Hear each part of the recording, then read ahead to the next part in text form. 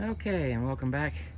So I've got everything pretty much cleaned up. As you can see, it really was just wipe it down with some wax and grease remover. I'll address this right here after I get everything put back together. I have some black self-etching epoxy primer. We'll get that cleaned up and give it a little while to dry. So you can see everything's cleaned up nicely here. The shaft is cleaned up. The splines are cleaned up. Inside here is cleaned up. It's all cleaned up. That was just a little built up residue there. Even the bug thinks it's clean. So there's your shift shaft. Everything's nice and tidy. I cleaned that up. So what's going to happen next? So now I have this Mercury Fancy Nancy special anti-corrosion grease. And let's see. So you can see me do the dance. Let's see. So it's the Special Lubricant 101 with Teflon. I'm probably about due for a new tube of this stuff. This is the stuff right here. It's like ink, it's like gear oil, it's like Jet A fuel. It just, the gift that keeps on giving. It just goes and goes. You get it on your finger, you're not paying attention, next thing you know it's on your shorts, it's on your face, it's up your nose, it's in your ear. It's good stuff though, because it doesn't go anywhere. So we're gonna put that in there. When I slide the impeller down over this, it's gonna pick some of it up. But while I'm doing the goo dance here, we're gonna put it on the shift shaft. We're gonna put it around this, all these bolts, these studs sticking up. So that way, as I assemble everything, it'll be there. Put it on after the fact, and I'll show you another little trick. Don't need to coat the gasket surface with it. Don't need to get crazy. Don't put it on the impeller. But what you do want to do is turn this. You can see right there is the relief cut for this keyway here.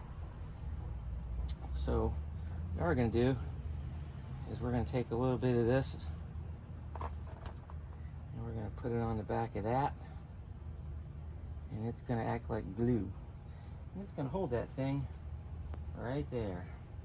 And we are going to take some of this and put it down here.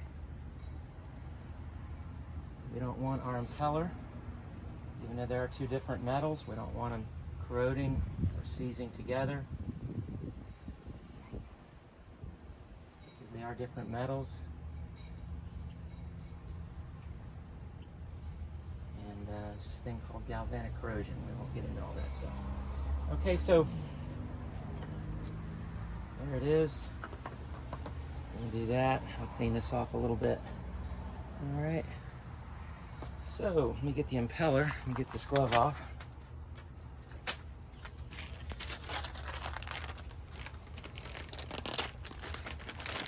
How about that? You see that often too, right? Ada Nusa. All right.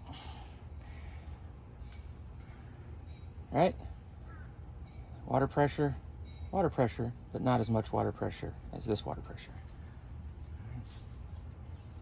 And we're gonna get a little bit of that. Just kind of rub a dub in there a little bit, make sure it's nicely coated. Like I said, you don't got to get crazy with it, and you want to take the time to wipe your hands off with this stuff, because it just keeps on going. Okay. I set that impeller right there because what's it telling me? It's telling me which direction I'm going to turn the shaft when I go to put it in, right? So, and this one has a keyway right here. We're going to slide it down over the shaft, and you notice this key is lined up with that spline, that impeller, whatever. So here we go. We're just going to make sure this thing doesn't scoot out of the way.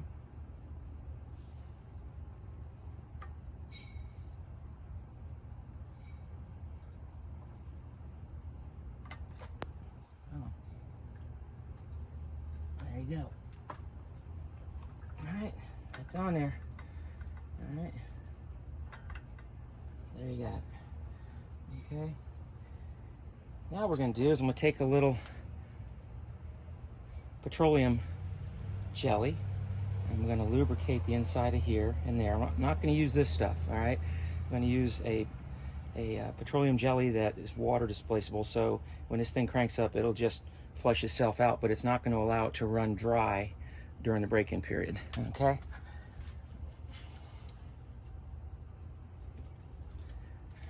And, all right, we get some of that. We'll put it around in here. Put it right there. Maybe a little more.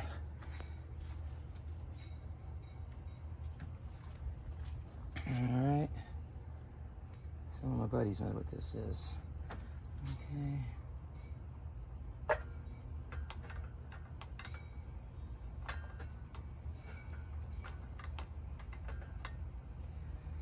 Okay.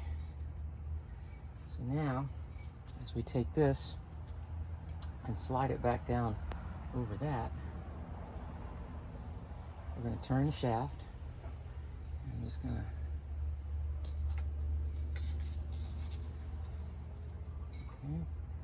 right there. So make sure your hands are dry or it's going to be a futile effort. And we're going to turn the shaft and at the same time I'm going to press down.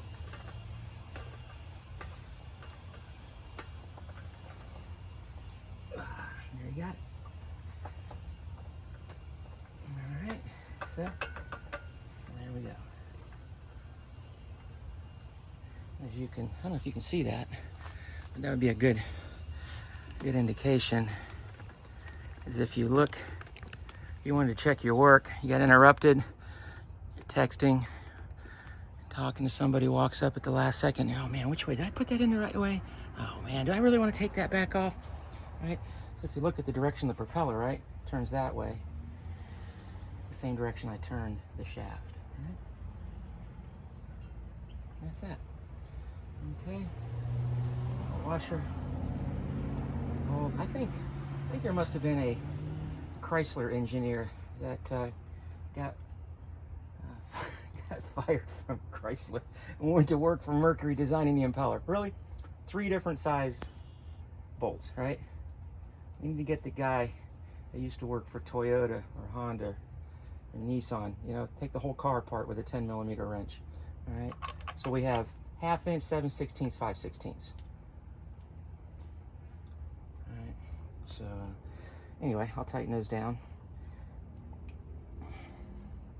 All right, nice little rubber gasket. And just gonna slide down. That goes right there. And I'll tighten it all back up by hand.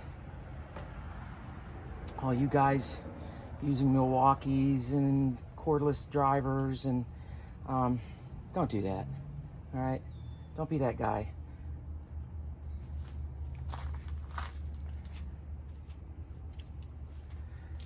All right, because you can't feel, and when it's too late, it's too late.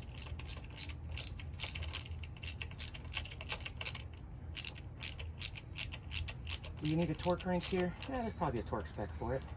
I've been turning bolts for so long, I can tell you that right there is about 6 pounds. All right, we're gonna go to the front. And just bring it down snug, snug, snug. That's it. Just stop. Don't keep going.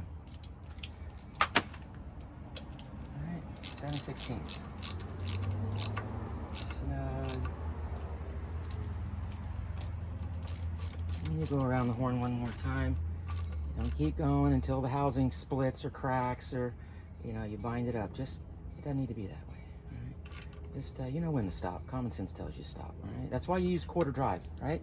Because in using big old 3/8 drive, or I can imagine somebody that would there's probably a guy out there that's got 1/2 inch drive. If you can't, go to Harbor Freight and buy a road kit. You keep it in your car when you're done with your outboard, and quarter drive. That's all you need. Small fasteners, small tools. All right. It tells you when to stop. Right, it tells you just nice and light, with a couple fingers. All right, just stop. That's it.